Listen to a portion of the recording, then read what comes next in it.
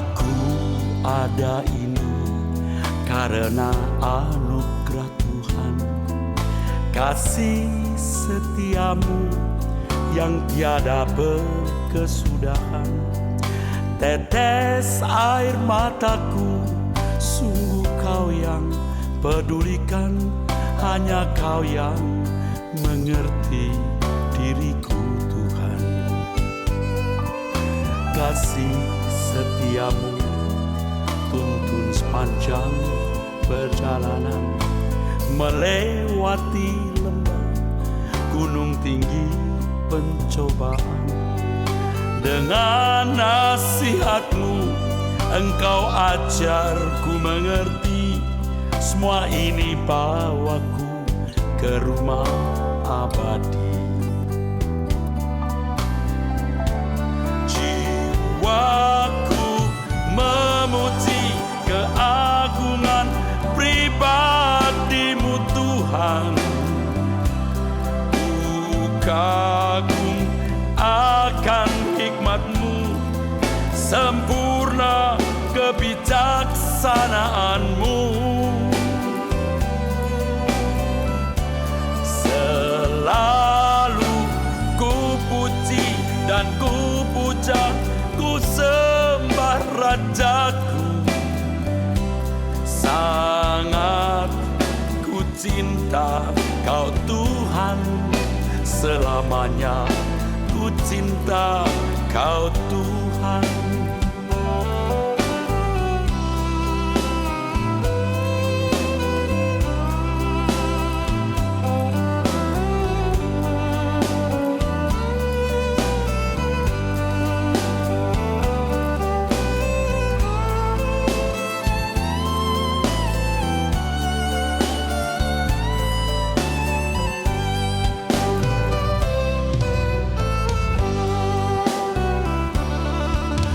Kasih setiamu tuntun sepanjang perjalanan, melewati lembah gunung tinggi pencobaan. Dengan nasihatmu engkau ajarku mengerti, semua ini bawaku ke rumah abadi. Jiwaku memuji keagungan pribadimu Tuhan. Ku kagum akan hikmatmu, sempurna kebijaksanaanmu. Selalu ku puji dan ku puja, ku sembah Rajaku. Sangat ku cinta kau Tuhan, selamanya ku cinta kau Tuhan. Jiwaku memuji keagungan pribadimu Tuhan. Kagum akan hikmatmu, sempurna kebijaksanaanmu. Selalu ku puji dan ku puja, ku sembah Rajaku. Sangat ku cinta kau Tuhan, selamanya ku cinta kau Tuhan. Sangat ku cinta kau Tuhan, selamanya ku cinta kau Tuhan.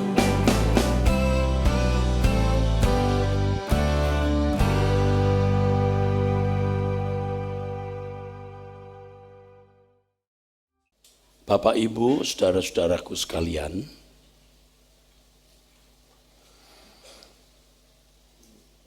di mana-mana pola pelayanan gereja berorientasi pada bertambahnya jumlah jemaat di mana-mana.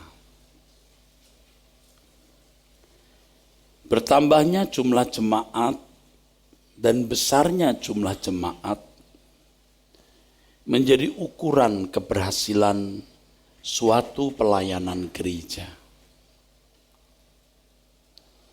Dan hal itu telah menjadi nilai di kalangan para rohaniwan atau para pendeta, juga dalam kelompok para pemimpin-pemimpin gereja. Jadi bertambahnya jumlah jemaat akhirnya menjadi tujuan, saudaraku, dari kegiatan pelayanan gereja. Saya kira saya juga dulu termasuk dalam kelompok pendeta-pendeta yang berfilosofi demikian, saudara. Tetapi bergulirnya waktu, bertambahnya umur biologi saya, bertambahnya umur kedewasaan rohani,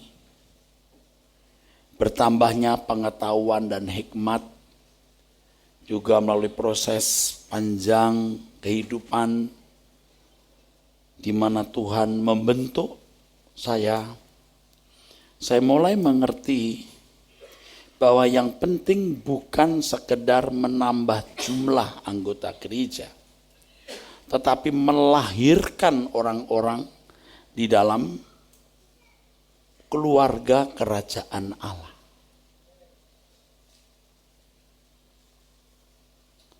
Dan ini satu hal yang benar-benar sangat sulit, saudaraku. Melahirkan orang-orang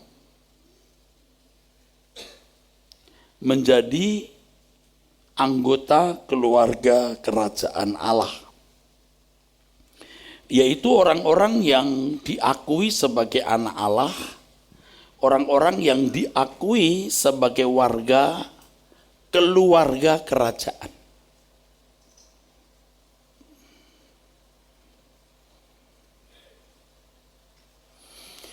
Tentu orang yang dilahirkan dalam keluarga kerajaan ini, orang yang mengalami pembaharuan pikiran terus-menerus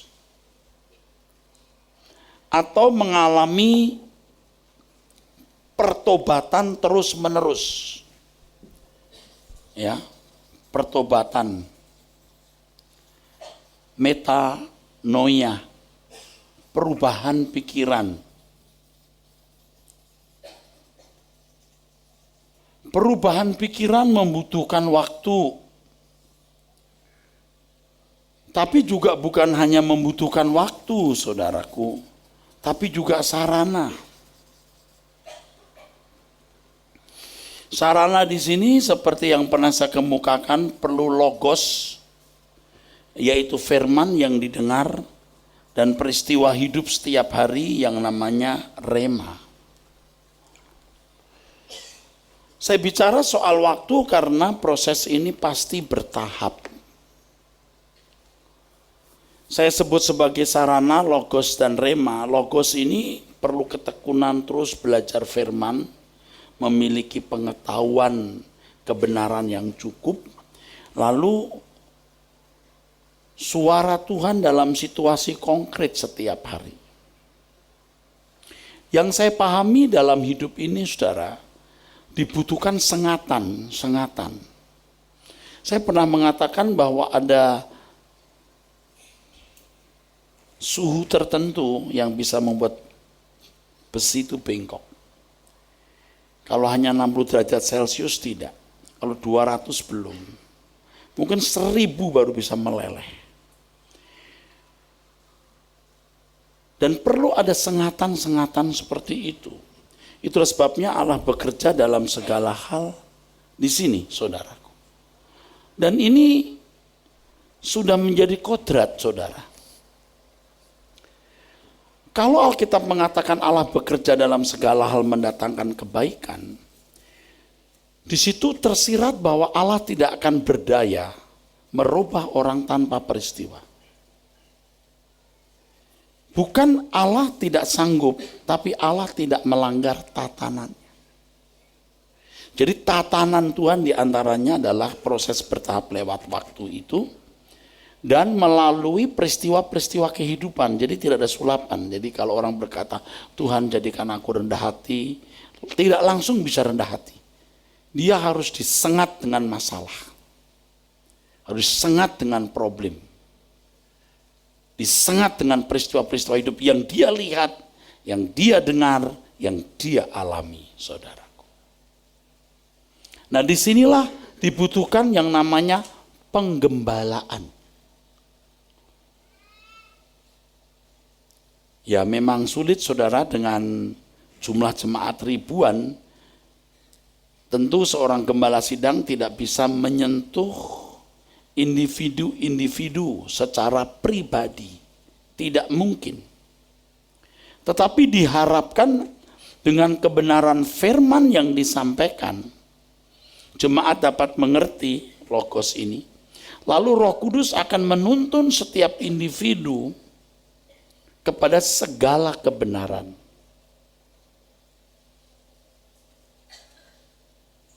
Sehingga saudara-saudara sekalian mengalami proses pertobatan yang terus-menerus sampai titik di mana saudara tidak sama dengan dunia. Nah, itu baru dilahirkan oleh Roh atau dilahirkan kembali atau lahir baru, lalu baru menjadi anggota keluarga kerajaan. Di Lukas 15 ayat yang ke-7, Tuhan berkata, demikian juga akan ada sukacita di surga karena satu orang berdosa yang bertobat. Lebih daripada sukacita karena 99 orang benar yang tidak memerlukan pertobatan. Gereja besar, jumlah jemaat besar tidak membuat sukacita di surga. Tapi sukacita pendeta yang mata duitan. Pendeta yang gila hormat, pendeta yang mau menjadi terhormat di mata manusia karena kredibilitas jumlah jemaat yang besar itu. Maaf, saya tidak menunjuk siapapun, itu bisa menunjuk saya. Tapi kiranya Tuhan menjauhkan kita dari sikap yang salah ini. Ini sukacita di surga ini tidak bisa terjadi kalau hanya orang menjadi anggota gereja. Nah, kalau selama ini kita sering melihat jika ada anggota baru, ya, ada anggota baptisan, terus pendeta berkata, saudara, satu orang bertobat, malaikat di surga bersukacita, lalu tepuk tangan untuk orang-orang yang baru menjadi anggota itu, lalu atau yang baru menerima baptisan, atau orang yang mengaku bertobat. Itu miskin sekali, itu dangkal sekali. Dan menurut yang saya pahami itu penipuan. Sehingga orang-orang yang sudah masuk gereja dan merasa sudah pernah diperlakukan seperti itu, ditepukin tangan lah, diakui sudah bertobat, sudah, dia merasa sudah menjadi anggota keluarga kerajaan, merasa sudah dilahirkan dalam keluarga kerajaan surga. Ini penipuan, dan dulu saya kira saya termasuk kelompok itu, saudaraku, yang belum mengerti. Kalau sampai sukacita di surga ini, ada anggota baru di dalam anggota baru dalam keluarga kerajaan itu. Ini orang-orang yang sudah tidak lagi memandang dunia sebagai sesuatu yang berharga. Orang-orang yang hatinya sudah benar-benar menghayati rumahnya bukan di bumi. Orang-orang yang lebih betah bersama dengan Tuhan Yesus di surga. Ini orang-orang yang tidak menyentuh dosa lagi. Kalau dia berbuat salah, dia akan gelisah luar biasa.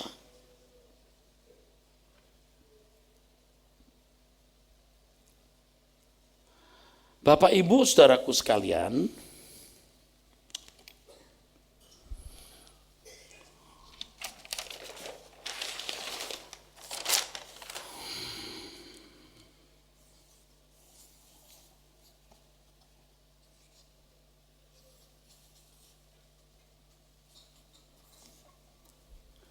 Ini besar, ini kecil.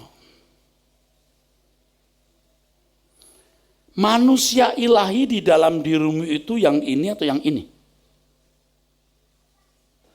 Kalau orang tidak serupa dengan dunia ini, dalam satu level tertentu, dia akan naik terus, dia nggak akan pernah turun. Dan ini tidak akan pernah bisa naik, dia akan turun terus. Nah ini memang misteri kehidupan. Atau sekarang posisinya begini, saudara.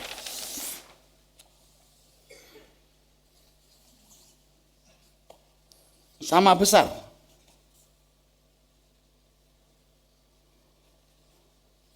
Black and white. Sama besar.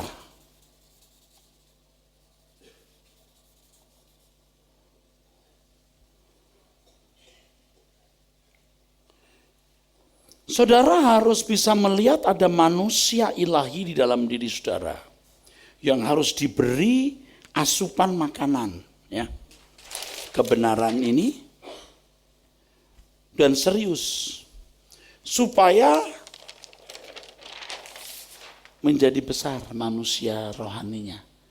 Nah, di dalam stadium tertentu atau tingkat tertentu dia dinyatakan layak disebut anak Allah. Nah ini orang yang sudah bertobat dan membuat malaikat di surga bersuka cita. Ini tidak akan bisa murtad lagi. Kalau saya meminjam ucapan firman Tuhan, keselamatan menjadi milik yang pasti. Kalau Petrus mengatakan memiliki hak penuh masuk kerajaan surga. Ini cuma tunggu habisnya saja. Sampai titik di mana dia tidak akan bisa tumbuh. Nah kemungkinan kalau sama besar ya, ini mengerikan. Ini mengerikan. Oleh sebab itu kalau saudara sudah ke gereja seperti hari ini, pikiran saudara itu cuma ini aja. Bagaimana manusia ilahi dalam dirimu itu dibangkitkan, saudaraku. Jadi soal makan, minum, dan lain-lain tidak boleh jadi masalah. Tetap kerja keras, bertanggung jawab, pasti. Jangan gelisah, jangan khawatir. Hidupkan ini. Hidupkan ini. Manusia ilahimu. Tumbuhkan. Dan karena saudara anak Tuhan, Tuhan pasti pelihara luar biasa. Jadi gereja jangan mempersoalkan lagi soal makan, minum, rezeki, apa, tidak perlu. Tuhan pasti memberkati. Di situ saudara bisa melihat di dalam Matius pasal 6, kumpulkan harta di surga itu sebenarnya ini, bertumbuh terus. Makanya di Matius 6 itu saudara, kita baca yuk, ayat 32-33 mengatakan apa? Semua itu dicari bangsa-bangsa yang tidak mengenal Allah. Akan tetapi Bapamu yang di sorga tahu bahwa kamu memerlukan semuanya itu. Tetapi carilah dahulu kerajaan Allah dan kebenarannya, maka semuanya itu akan ditambahkan kepadamu. Jadi setelah saya mengerti ini, bahwa saya harus melahirkan saudara, bukan saya sih, Roh Kudus, dan saya sebagai petugas penggembalaan, saya fokusnya ke sini. Kalau ini yang negatif ya, ini manusia lama ya. Digedekan, dibesarkan ini jadi kecil. Ini yang saya khotbahkan kemarin sebagai monster. Ini monster ini. Dalam dirimu itu ada monster. Kalau di perjanjian, kalau orang di luar Kristus, asal dia berbuat baik, bermoral, itu sudah lumayan cantik monsternya. Dan mereka tidak bisa dituntut untuk tidak memiliki monster. Mereka pasti punya monster, tapi monster yang tidak membahayakan. Kok ada Pak? Ada. Tetapi kalau saudara anak Allah, you nggak boleh punya monster. Monster itu namanya tahu nggak siapa? Namanya Erastus, namanya Lopengan, namanya Boen, namanya Yabes. Itu monster. Bahkan sikap yang kelihatan baik seperti apa kabar bro? Haleluya. Tapi itu bukan lahir dari Tuhan, dari karakter Allah, itu monster. Makanya yang lebih sulit bertobat kadang-kadang rohaniwan. Karena dia sudah punya cara-cara berpenampilan baik, punya asumsi-asumsi, itu lebih susah diubah, saudaraku. Dia harus mati, totally mati. Supaya, ini kalau black white, ini mati, supaya ini betul-betul dihidupkan. Hidupku bukan aku lagi. Nah itu dilahirkan itu, saudaraku. Saya berbahagia sekali dapat kebenaran soal monster ini, saudaraku. Ya. Tidak boleh ada ketertarikan terhadap harta, kekayaan, tidak boleh ada ketertarikan terhadap hormat. Tidak boleh. Sekecil apapun, itu monster. Itu monster. Nah, sering kita nggak menyadari bahwa sikap ramah tamah kita itu monster. Bahkan begini, aduh kasihan aku lihat dia, aku mau nolong, kasihan. Itu monster kita loh. Makanya kalau orang tanya saya nih, Pak saya bantu dia nggak Pak? Kasihan dia butuh pertolongan. Saya bukan masalah bantu tidak bantu, masalah Tuhan suruh nggak? Supaya perasaan itu lahir dari Tuhan. Perasaan itu harus lahir dari Tuhan, bukan dari perasaanmu. Supaya nanti akhirnya memang semua diarahkan kepada keselamatan abadi. Saudara. Makanya buah pengetahuan tentang yang baik dan jahat, pengetahuan tentang yang baik dan jahat, itu bicara soal baik dan jahat menurut pertimbangan manusia. Sedangkan pohon kehidupan itu pertimbangan Tuhan. Pokoknya mau baik, mau tidak menurut kamu, nggak ada artinya. Yang penting maunya Tuhan apa, itu kehidupan. Oke, boleh kemuliaan buat Tuhan, silakan. Saudara lihat orang butuh pertolongan ada nolong kan? Itu bahasa agama, itu udah baik loh. Kalau orang di luar Kristus, di luar Injil, itu dinilai baik. Perbuatanmu untuk orang-orang yang membutuhkan pertolongan sama dengan perbuatanmu kepadaku. Itu cantik itu monsternya. Itu belum tentu masuk neraka itu. Tapi kalau kita tidak boleh punya monster sama sekali. Waktu kita pulang ke surga yang dijumpai itu wajah Yesus dalam hidup kita. Nah inilah yang sulit saudaraku. Melahirkan orang-orang di dalam kerajaan surga ini yang sulit. Jadi saya sendiri melihat di dalam diri saya ada dua manusia ini, dua makhluk ini.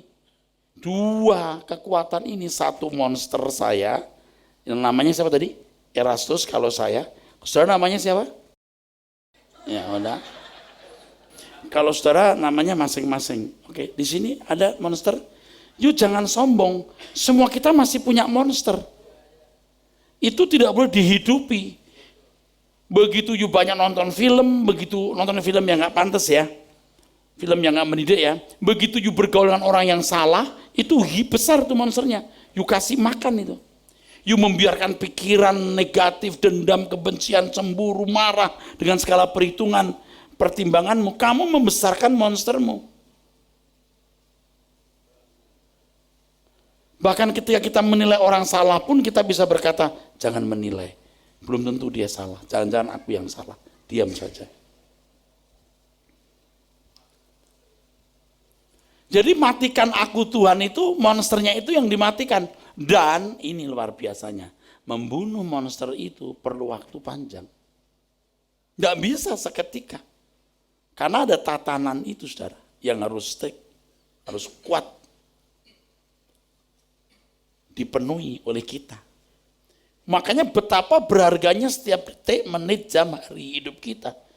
Proses untuk membesarkan benih ilahi, sampai Tuhan mengakui ini anakku.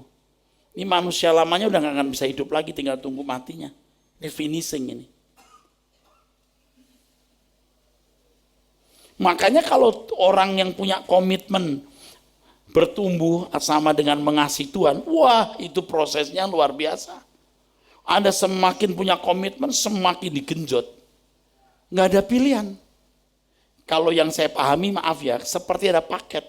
Paket A, B, C, D, E. Seperti paket. Paket A, paket B, paket C, paket D, paket E. E itu 10 derajat. Ini 40 derajat. Ini 80 derajat. Ini 100 derajat. Ini 300 derajat. Sekarang you mau mana? Saya ngotot, aku mau sempurna, saudaraku, tolong. Oke, ini. Tapi tetap proses, nggak bisa langsung sempurna. Gereja tidak bisa melahirkan saudara. Tuhan, Roh Kudus yang bisa. Gereja memberikan yang namanya mentoring. Ini kan lagi mentoring saya ini. Saudara pulang melupakan semua ini, seakan-akan tidak datang ke gereja hari ini bisa. Lenyap semua. Tapi Anda bisa pulang merenung, ingat terus, pulang ke rumah diam, berdoa, itu dihidupkan kembali Roh Kudus. Itu Anda membesarkan benih ilahi itu. Menimang-nimang benih ilahi, kasih makan, membesarkan. Atau Anda keluyuran tidak jelas, bergaul dengan orang tidak jelas, ngobrol tidak jelas, ngomong tidak jelas, besarlah itu monster jahatmu itu.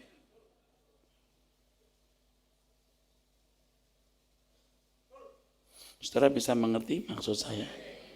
Berbahagia orang-orang yang masih muda, karena potensi untuk membunuh monstermu lebih besar dari yang sudah lanjut umur, yang tidak menyadari monster itu. Saya itu punya monster yang belum mati, saudara. Saya itu punya monster yang belum mati. Saya sadar betul ini ada monster ini. Coba kalau saya khotbah begini, tiba-tiba mic-nya mati. Reaksi saya langsung, nah itu, ini monster saya mau hidup lagi nih.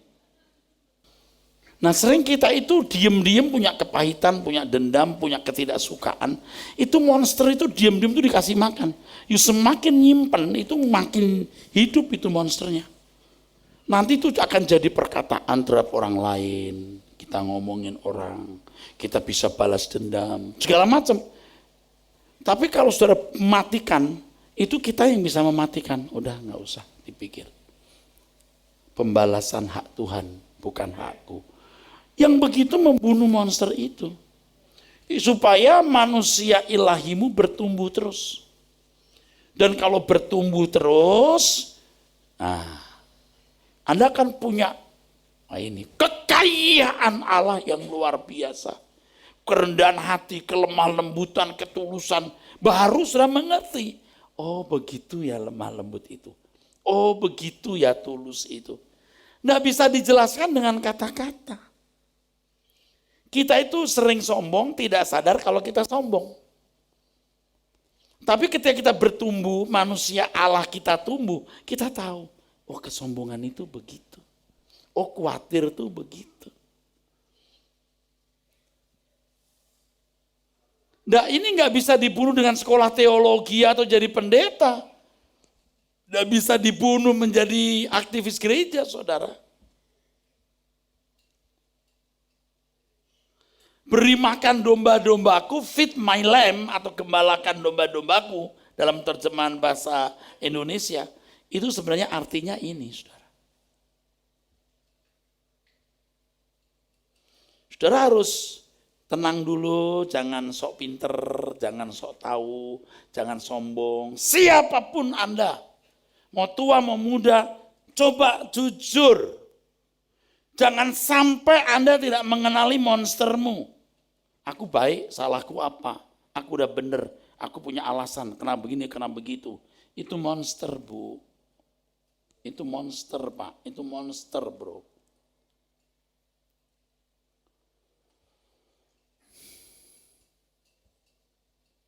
Jadi jumlah jemaat untuk apa?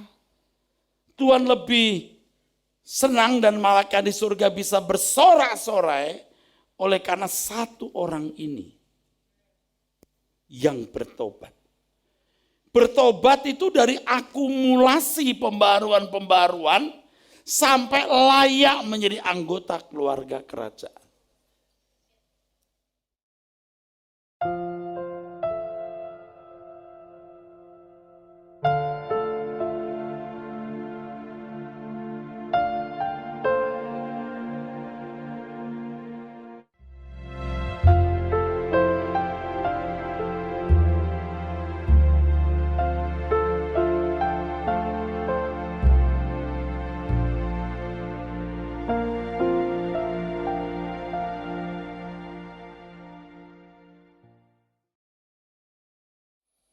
dulu saya tidak pernah ya menaikkan doa seperti ini. Tuhan,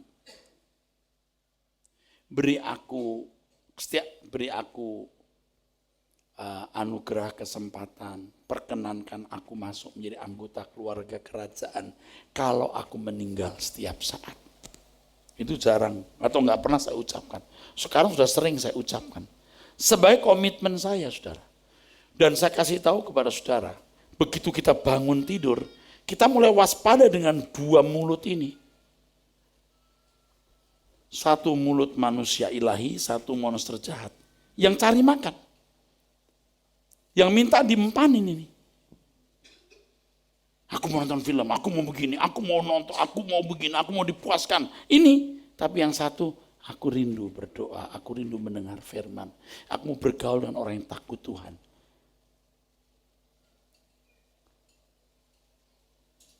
Nah saudara begitu bangun melihat dua manusia di dalam dirimu atau dua gairah itu. Dan jadi asik ketika saudara bisa menghayati manusia ilahi yang lemah lembut, yang rendah hati, yang tulus, yang ada di dalam dirimu. Yang harus kau timang-timang, kau besarkan terus. Itu menjadi menarik hidup ini. Nah itu yang namanya mengumpulkan harta di surga sebenarnya. Jadi membangun manusia ilahi. Sampai kita itu layak menjadi anggota keluarga kerajaan. Supaya waktu kita bertemu dengan Tuhan nanti, bertemu dengan Bapa di surga, Bapa di surga menemukan anak pribadi, anak tunggalnya di dalam diri kita. Dan kita menjadi persembahan. Jadi Tuhan Yesus membawa kita kepada Bapa di surga, seakan-akan Tuhan Yesus berkata, ini buahku. Biji gandum tetap satu kalau masih hidup. Tapi kalau jatuh ke tanah mati, dia akan berbuah. Ini berlaku untuk Tuhan Yesus dan menghasilkan kita. Lalu oleh tarik untuk kita, nah kembali ke saya. Saya harus mati dulu, mati manusia lamanya. Lalu hidup sebagai anak Allah, itu baru bisa melahirkan orang-orang dengan khotbah yang sangat kuat, sangat fanatik, bukan fanatik saja. Baru bisa menyengat pikiran jemaat, menyengat pikiran saudara. Nah dalam hidup setiap hari Anda disengat oleh masalah, nyambung, Anda akan bertumbuh secara wajar, normal dan benar. Saya ingatkan satu kalimat, tidak ada yang menarik lagi dalam hidup kita, saudaraku, kecuali Tuhan. Enggak ada.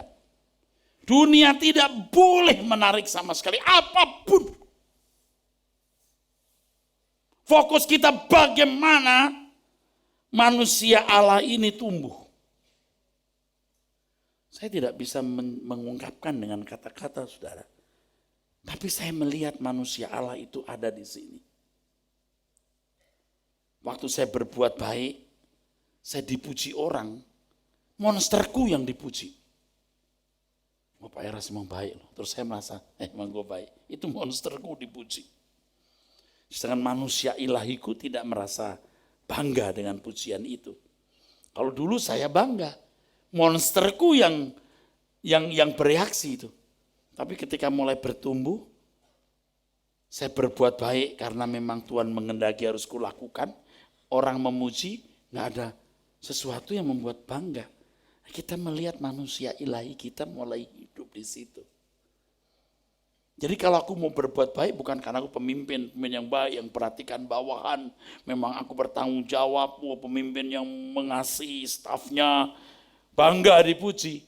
Itu monsterku. Anda ngerti gak saya ngomong apa? Ketika dipuji aku bangga. Padahal itu monsterku.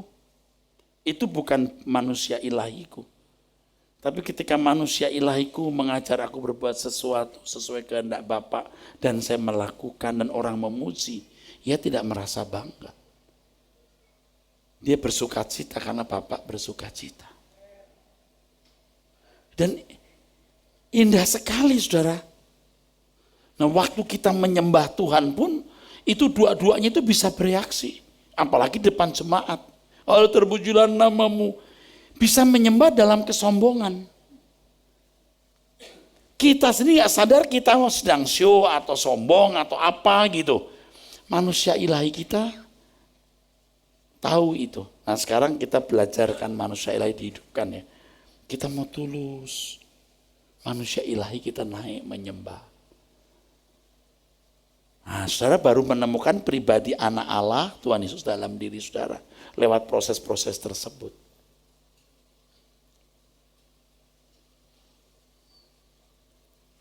Anda ngerti apa yang saya katakan? Dan inilah harta itu. Jadi Alkitab berkata kumpulkan harta di surga. Ini maksudnya.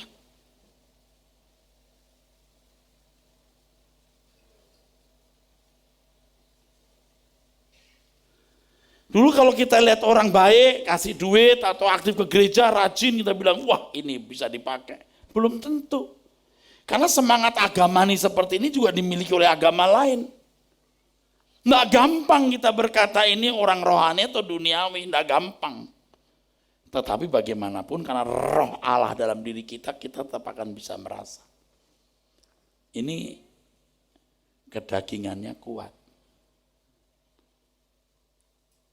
Dulu pokoknya kalau sudah baik, udah haleluya, rajin ke gereja, menyembah nangis. Nangis pun bisa monster kita. Kok bisa Pak? Bisa. Saya sih ahli nangis dari dulu. Nangis. Lalu aku disenangkan oleh air mata saya itu. Kita perasaan saya tumpah. Apalagi depan umum bisa pengaruhi orang. Wah, tambah mantap. Tapi setelah kita bertumbuh terus dalam Tuhan, manusia ilahi kita menyembah. Wah, indah saudaraku. Doa kita nggak panjang tapi mantap.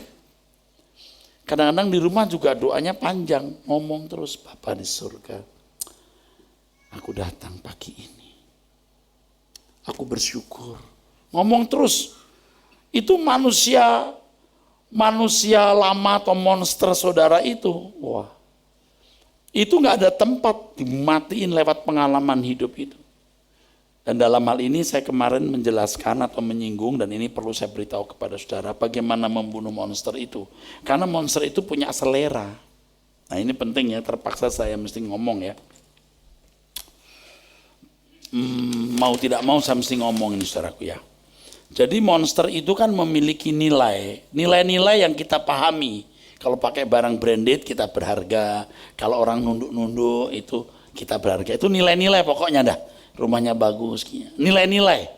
Dari nilai ini lahir selera. Dari selera ini lahir moral. Atau mempengaruhi moral. Nah nilai-nilai ini harus dirubah lewat apa tadi? Logos dan rema.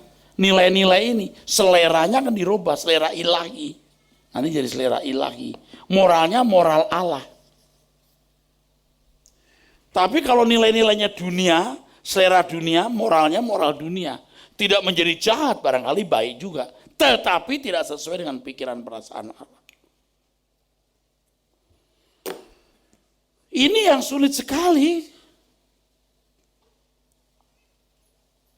Nah kalau pakai bahasa Paulus kira-kira begini. Efesus 4 ayat 17. Kita mulai ya. Ini kalau pakai bahasa Paulus kira-kira begini punya saudara. Berkaitan dengan ini ya. Sebelum dibaca, saya tanya, saudara mau berubah? Saudara jangan ragukan apa yang saya katakan ini benar. Nah saya belum sempurna, bisa naik turun nih. Tapi ke depan, seperti yang pernah saya katakan, beri kesempatan saya berubah. Beri kesempatan saya menjadi manusia Allah yang lebih baik ke depan. Saya bukan manusia yang tidak pernah salah atau sempurna. Tapi saya mau menjadi manusia Allah yang bisa jadi teladan. Pasti ke depan khotbah saya lebih baik, saya lebih tulus, lebih mengubah orang, saudara. Kita baca ayat 17. Sebab itu kukatakan dan kutegaskan ini kepadamu di dalam Tuhan, Jangan hidup lagi sama seperti orang-orang yang tidak mengenal Allah dengan pikirannya yang sia-sia Terus, dan pengertiannya yang gelap, jauh dari hidup persekutuan dengan Allah karena kebodohan yang ada di dalam mereka dan karena kedegilan hati mereka. ya, ya. Persekutuan dengan Allah ini tidak hanya ditandai dengan ke gereja ya saudaraku, tapi sebuah hubungan yang terus-menerus. Bertemanlah dengan benih ilahi dalam dirimu, bertemanlah. Karena ketika saudara dan saya berteman dengan benih ilahi itu, kita bersekutu dengan Tuhan. Cuman masalahnya pemisahannya ini ya, pemisahan itu enggak gampang. Banyak orang belum bisa memisahkan. Dan sampai tingkat tertentu tidak bisa memisahkan diri. Dia tidak tahu apakah yang dia lakukan ini pikiran perasaan Allah atau tidak. Ya belum tentu dia masuk neraka. Mungkin hanya menjadi anggota masyarakat kalau dia baik-baik. Tapi dia tidak bisa menjadi anggota keluarga kerajaan.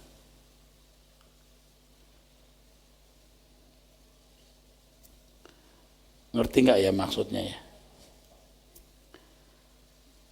Jadi bukan hanya orang butuh pertolongan kita bantu berarti kita melakukan kehendak Allah, bukan.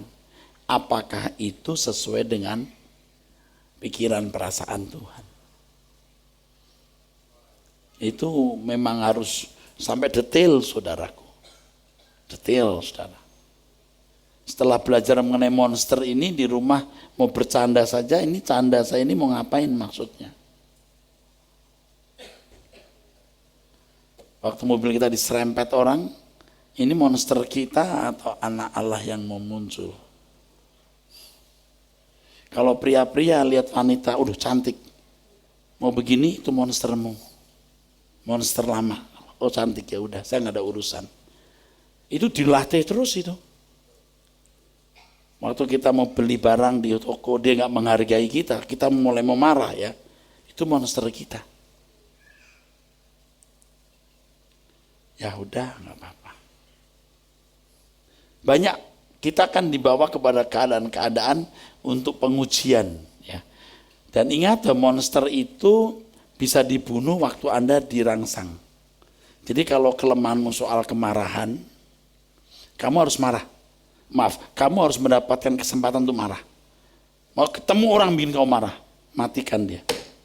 Kelemahanmu duit, kamu ketemu duit. Kelemahanmu seks, kamu ketemu kesempatan berzina. Sampai kau bunuh.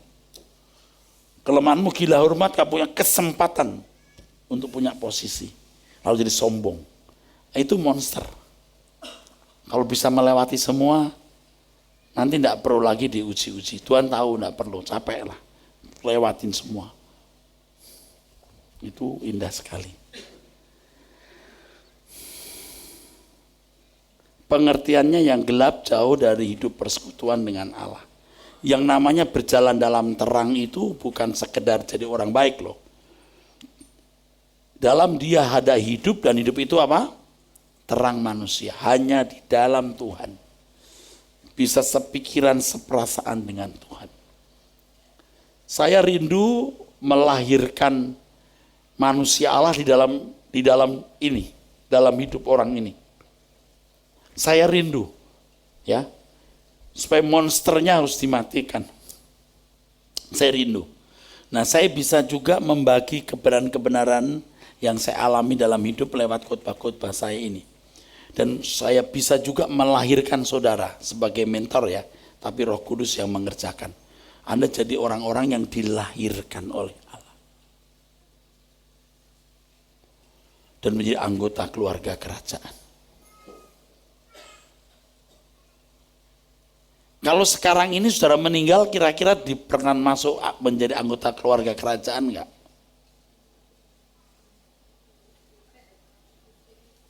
Oke, jangan dijawab deh, susah jawabnya. Beranikah saudara dengan tulus tanpa sekedar yakin ya, berkata begini, Bapa, aku pangeranmu. Itu pangeran kerajaan surga itu, pangeran muda ya. Kalau yang sulung kan Tuhan Yesus ya saudara. Nah, berjalan dalam terang kita mengerti pikiran perasaan Allah. Enggak boleh kotor. Bersih pikiran, harus bersih. Baca terus, ini belum selesai. Perasaan mereka telah tumpul sehingga mereka menyerahkan diri kepada hawa nafsu dan mengerjakan dengan serakah segala macam kecemaran. Nah, ini monster yang ekstrim, buruk. Tetapi kamu bukan demikian. Tapi kamu tidak demikian. Terus. Kamu telah belajar mengenal Kristus. Kenapa belajar mengenal Kristus? Ya, belajar mengenal Kristus bukan belajar di dalam pengertian pikiran. Tetapi kamu meneladani, mencontoh apa yang Tuhan Yesus lakukan. Sip, Tuhan Yesus lakukan, bagus. Belajar mengenal Kristus itu belajar mencontoh sikapnya. Kita nggak bisa tahu loh sikap Tuhan Yesus yang kecil-kecil waktu yang mulia menjadi manusia seperti kita. Tetapi saya kasih tahu, ketika saudara memperkarakan manusia ilahi untuk tumbuh, Tuhan akan menuntun saudara bagaimana punya pribadi seperti yang Dia inginkan. Di situ Anda punya kesaksian Allah itu hidup. Allah itu nyata. Oke, terus. Karena kamu telah mendengar tentang Dia dan menerima pengajaran di dalam Dia menurut kebenaran yang nyata dalam Yesus. Ya, terus. Yaitu bahwa kamu berhubung dengan kehidupan kamu yang dahulu harus menanggalkan manusia lama. Menanggalkan manusia lama. Yang menemui kebinasaannya oleh nafsunya yang menyesatkan. Ya. Tapi kan orang sesat itu sering tidak tahu dia sesat. Kalau dia tahu sesat, dia tidak akan ada di situ. Namanya juga sesat. Tidak tahu bahwa dia di jalan yang salah. Sesat. Terus? Supaya kamu dibaharui di dalam roh dan pikiranmu. Dan mengenakan manusia baru yang telah diciptakan menurut kehendak Allah di dalam kebenaran dan kekudusan yang sesungguhnya. Jadi begini Bapak Ibu, itu semua nyambung, yang saya khotbahkan selama ini semua nyambung saudara. Ini kembali ke sini gambar ini saudara ya. Gambar ini. Di sini nih loh, nurani ini loh saudara. Ini yang menjadi proyek utama. Bagaimana ini menjadi nurani ilahi. Memiliki pikiran perasaan Kristus, phroneo itu di sini. Makanya jangan kasih makan yang salah. Ini dari dimensi lain ya, tapi ini nyambung. Kalau yang saya lihat, saya dengar yang mempengaruhi hidup saudara itu sesuatu yang salah. Ini pasti nanti tergambar salah di sini. Ini dari dimensi lain atau dari aspek lain. Kalau ini kan tadi gambar ini contoh yang lain ya, gambar ini. Besar kecil. Yang jadi raksasa itu manusia Allah ini. Atau ini. Nah, kalau sekarang dari sudut yang lain saya menjelaskan ini warnanya mau merah. Jadi merah atau warnanya biru. Jadi biru.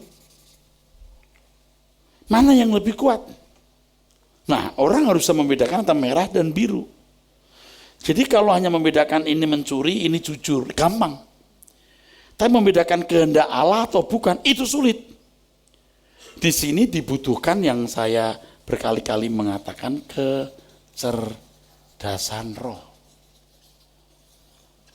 Jadi kalau kita percaya ucapan yang mulia Tuhan kita Yesus Kristus, aku menyertai kamu senantiasa sampai akhir zaman.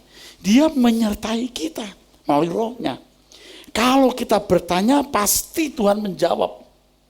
Kalau kita memperkarakan sesuatu, pasti Tuhan beritahu. Tuhan, kenapa aku masih salah?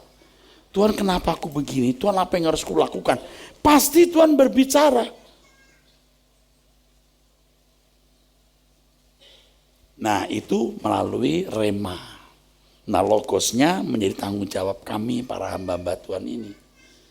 Dasar-dasar kebenaran Alkitab harus diberitahu kepada saudara, saudara pahami, lalu saudara melewati hari-hari di mana Roh Kudus membentuk saudara. Sekarang saya melatih saudara untuk memiliki kecerdasan roh lewat firman-firman yang begitu tajam. Saya nggak boleh bikin salah karena Anda kan peka menangkap pesan saya.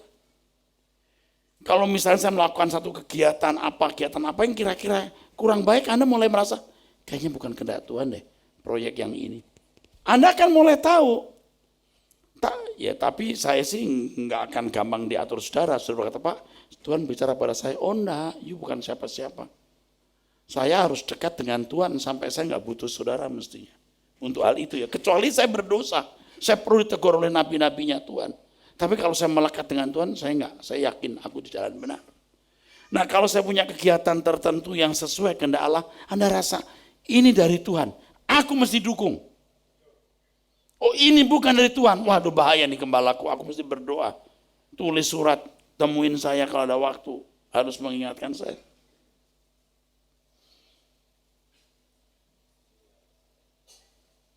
Jadi ini telanjang.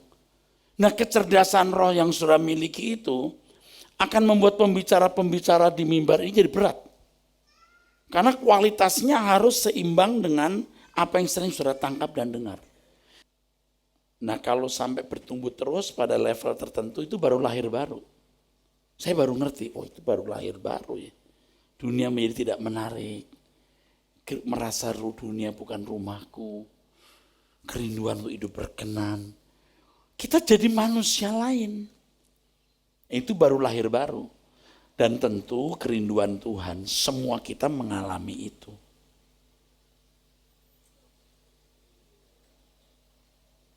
Kita beri tepuk tangan dulu untuk kebenarannya. Terus baca lagi. Karena itu buanglah dusta dan berkatalah benar seorang kepada yang lain, karena kita adalah sesama anggota. Terus, apabila kamu menjadi marah, janganlah kamu berbuat dosa. Janganlah matahari terbenam sebelum padam amarahmu. Dan janganlah beri kesempatan kepada iblis. Ini sebenarnya jadi khotbah khusus, saudara. Kenapa begini, saudara? Coba semua dengar baik-baik ya. Anda pasti mengalami, kan masing-masing orang punya kelemahan nih. Yang kelemahannya marah. Titik tertentu jadi histeris deh. Banting pintu, bunuh orang, betul nggak?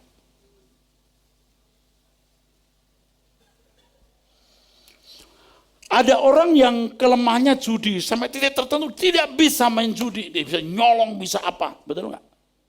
Sama nanti dengan jinah, dengan terikat branded, dengan kehormatan. Ini orang-orang yang gila hormat itu, menghalalkan segala cara untuk bisa mencapai tingkat itu. Dia sampai nggak bisa mundur lagi, harus dapat. Kenapa? Dia memberikan pangkalan. Dia memberi pangkalan. Jadi kalau kita tidak mulai setia dalam perkara kecil, seperti sarang laba-laba, makin besar, makin kuat, dia masih makin mencengkram. Jadi sebelum kita jadi histeris, jadi terikat, kita harus waspada, berjaga-jaga itu namanya. Jangan memberi pangkalan. Sampai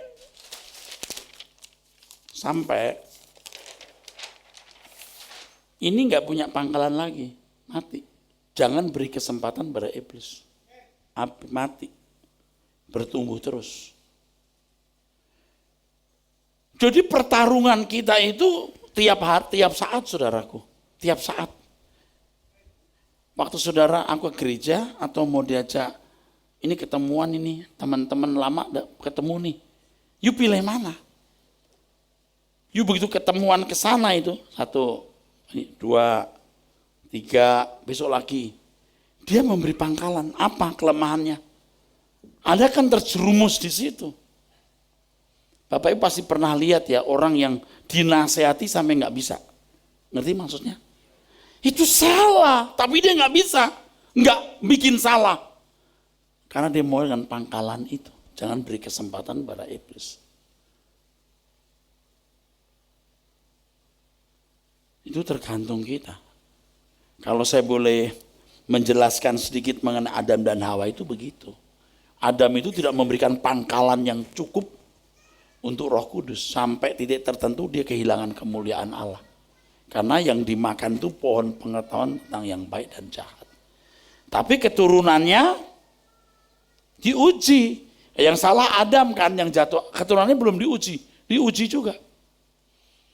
Dia pilih jodoh sesuka dengan hatinya sendiri. Itu bikin Tuhan berduka. Emangnya salah? Kan gak ada hukum. Jangan pilih jodoh sembarangan. Gak ada peraturan. Kok Tuhan marah? Sebab hukumnya Tuhan sendiri. Dia tidak menjaga perasaan Tuhan. Beri kemuliaan buat Tuhan. Dan terbukti memang manusia daging adanya.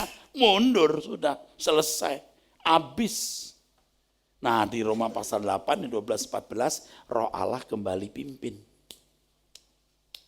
Nah itu anak Allah mulai terwujud dalam hidup manusia-manusia yang mengenal keselamatan dalam Yesus Kristus.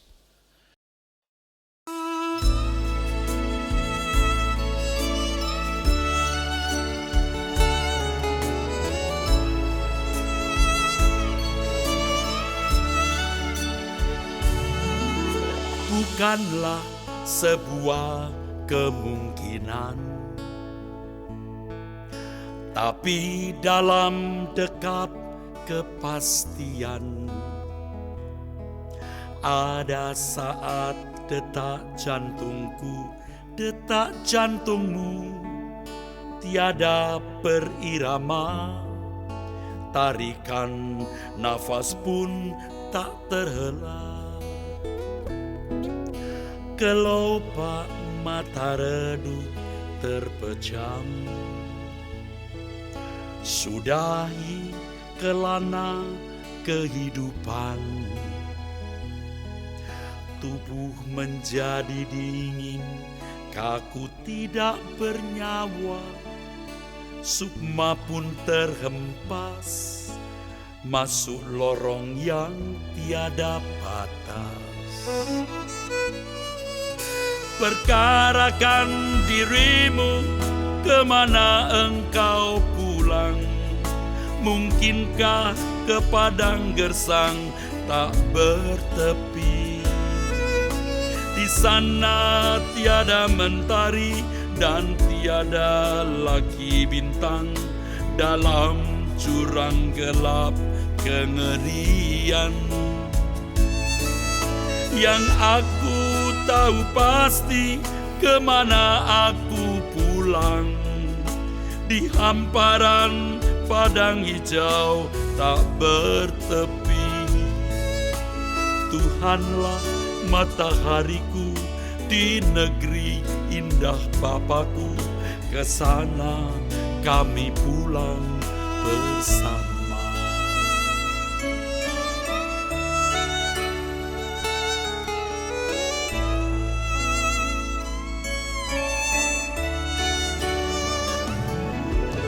Setiap insan terima panggilan, hari ini atau esok lusa. Akhir perjalanan hidupku, jalan hidupmu, tak seorang mampu menghindari bayang kematian.